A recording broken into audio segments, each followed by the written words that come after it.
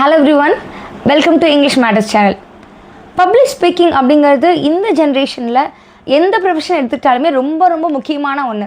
அதை நம்ம தவிர்க்கவே முடியாது, அவ்வளோ ஒரு இம்பார்ட்டண்ட். சரி, அதை பேசணும் அப்படின்னா என்னென்னலாம் ரொம்ப தேவை அண்ட் நம்ம எப்படி டெவலப் பண்ணிக்கலாங்கிறத இந்த வீடியோவில் பார்க்க போகிறோம். ஸோ ரெண்டு விஷயம் ரொம்ப முக்கியம், அது நம்ம எல்லாத்துக்குமே தெரிஞ்சிருக்கும். பட் அதுக்கு முன்னாடி ஃபஸ்ட் பப்ளிக் ஸ்பீக்கிங் என்னென்னு பார்த்துலாம். நம்ம எல்லாத்துக்குமே தெரிஞ்ச மாதிரி பப்ளிக்கில் பேசுனா அதுதான் பப்ளிக் ஸ்பீக்கிங். ஒரு 4 பேத்துக்கு முன்னாடி பேசுகிறோம், அதுதான். ஸோ அதுக்கு ரெண்டு விஷயம் ரொம்ப இம்பார்ட்டன்ட், அது நம்ம எல்லாத்துக்குமே தெரிஞ்சிருக்கும். ஒன்று கான்டென்ட், நம்ம என்ன பேசுகிறோங்கிறது. இன்னொன்று வே ஆஃப் ப்ரெசன்டேஷன், அதை எப்படி சொல்கிறோங்க. அது ரெண்டுமே முக்கியம். என்கிட்ட கருத்தே இல்லாமல் நான் என்ன தான் பண்ணாலும் யாருமே லிசன் பண்ண மாட்டாங்க. அட் த சேம் டைம் நான் சொல்கிற கருத்து நல்லாவே இருந்தாலும் அந்த வே ஆஃப் ப்ரெசன்டேஷன் நல்லா இல்லைனாலும் யாருமே பார்க்க மாட்டாங்க. ஸோ ரெண்டுமே இம்பார்ட்டண்ட். சரி, கருத்து டெவலப் பண்ணிக்கணும்னா என்ன பண்ணணும் அப்படின்னா ஒரு 2 விஷயம் பண்ணணும். ஒன்று, ரீட் அ லாட், நிறைய புத்தகம் படிங்க. ஸோ அது மூலமாக நிறைய இன்ஃபர்மேஷன்ஸை நம்ம தெரிஞ்சுக்கலாம். நெக்ஸ்ட் ஒன் என்னென்னா ஹியர் எ லாட், அதாவது நிறைய பேச்சாளர்கள்லாம் இருப்பாங்க இல்லையா.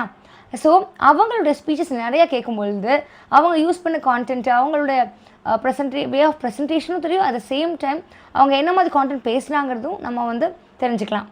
அண்ட் மூணாவதாக ஒன்று, அது way of presentation at the same time content ரெண்டுக்குமே ஹெல்ப் பண்ணும். ஸ்பீக் எ லாட், நான் படிச்சுட்டு கேட்டுட்டா மட்டும் பத்தாது, நான் எப்பப்பெல்லாம் சான்சஸ் கிடைக்குதோ அப்பப்பெல்லாம் பேசணும். ஸோ இந்த 3 பண்ணாவே நம்ம டெவலப் பண்ணிக்கலாம். And next one, way of presentation அப்படிங்கும்பொழுது நம்ம என்னென்னலாம் இன்க்ளூட் பண்ணணும். ஒரு 5 எலிமெண்ட்ஸ் இருக்குது, அதை இன்க்ளூட் பண்ணோன்னா நம்ம ஸ்பீச் இன்னுமே ரொம்ப சூப்பர்பாகும். ஸோ அது என்னென்னங்கிறது தான் நம்ம இப்போ பார்க்க போகிறோம். ஸோ ஃபர்ஸ்ட் ஒன் என்ன அப்படின்னா ஐ கான்டாக்ட். அதாவது நம்மள நிறைய பேர் பண்ணுற தப்பே அதுதான். அதுவும் எஸ்பெஷலி குழந்தைகள்லாம் என்ன பண்ணுவாங்கன்னா பேசும்பொழுது ஆடியன்ஸை பார்க்கவே மாட்டாங்க. ஸோ ஜஸ்ட் ஸ்ட்ரெயிட்டாக பேக்கில் வாலை தான் பார்ப்பாங்க, சுவரை பார்த்து பேசுவாங்க. அவங்க என்ன நினச்சிக்கிறாங்கன்னா ஸோ தட் எனக்கு பயம் இருக்காதுன்னு. ஆனால் ஆடியன்ஸ் நம்மளை கேட்க மாட்டாங்க, நம்ம என்ன பேசுகிறோங்கிறத லிசன் பண்ண மாட்டாங்க. ஸோ தட் ஈவன் உங்கள் கிளாஸில் கூட நீங்கள் பார்த்துருப்பீங்க, டீச்சர்ஸ் பேசும்பொழுது ஒரு செட் ஆஃப் ஸ்டூடெண்ட்ஸை மட்டும் ஃபோக்கஸ் பண்ண மாட்டாங்க, they will focus on all the children. So அந்த மாதிரி பண்ணும்பொழுது கண்டிப்பாக எல்லாரோட அட்டென்ஷனும் உங்கள் மேலே இருக்கும். நெக்ஸ்ட் ஒன் என்ன அப்படின்னா clarity in voice and pronunciation. Of course clarity in வாய்ஸுங்கிறது கடவுள் தருது. ப்ரொனன்சியேஷன் அப்படிங்கிறது நம்ம ஒவ்வொரு வார்த்தை, அதாவது தமிழாகட்டும் இங்கிலீஷ் ஆகட்டும், பேசும்பொழுது கரெக்டாக உச்சரித்தோம் அப்படின்னாவே தான் லிசனருக்கு அது கரெக்டாக போய் சேரும். So third one, voice modulation. இப்போ உதாரணத்துக்கு நம்ம எல்லாத்துக்கும் தெரிஞ்ச அந்த வடக்கதையே சொல்கிறேன்னு வைங்களேன். ஒரு ஊரில் ஒரு காக்கா இருந்துச்சான், அப்புறம் ஒரு பாட்டி இருந்தாங்களாம். ஸோ அப்படி சொல்லும்பொழுது கண்டிப்பாக அது அட்டென்ஷனே கிராப் ஆகாது இல்லைங்களா. ஸோ அது வே ஆஃப் ப்ரெசன்டேஷன் ரொம்ப முக்கியம். ஸோ நம்ம எப்படி பேசுகிறோங்கிறது. ஸோ ஒரு ஊரில் ஒரு பாட்டி இருந்தாங்களாம், அவங்க வடை சுட்டுட்டு இருந்தாங்களாம், அப்போ ஒரு காக்கா வந்துச்சான். ஸோ அந்த மாதிரி ஏற்ற இறக்கம் இருக்கும்பொழுது தான் அட்டென்ஷன் நல்லா கிராப் பண்ண முடியும்.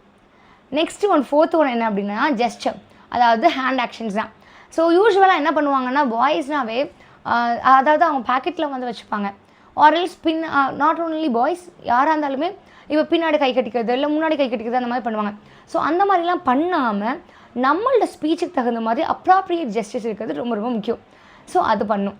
Next one facial expression. அது 2 விஷயத்தை பொறுத்து மாறும். ஒன்று என்ன கான்டென்ட் பேசுகிறீங்க அப்படிங்கிறது. ஃபார் எக்ஸாம்பிள், இப்போ நான் மோட்டிவேஷனல் ஸ்பீச் தரேன்னா அங்கே ஃபேஷியல் எக்ஸ்பிரஷன் வேறு மாதிரி இருக்கணும். ஒரு சேட் ஸ்டோரி பேசுகிறேன்னா அங்கே கொஞ்சம் எமோஷனலாக வேறு மாதிரி இருக்கணும். ஹாப்பி ஸ்டோரினா அங்கே வேறு மாதிரி இருக்கணும். And one more thing, second one என்னென்னா யார்கிட்ட பேச போகிறேன்.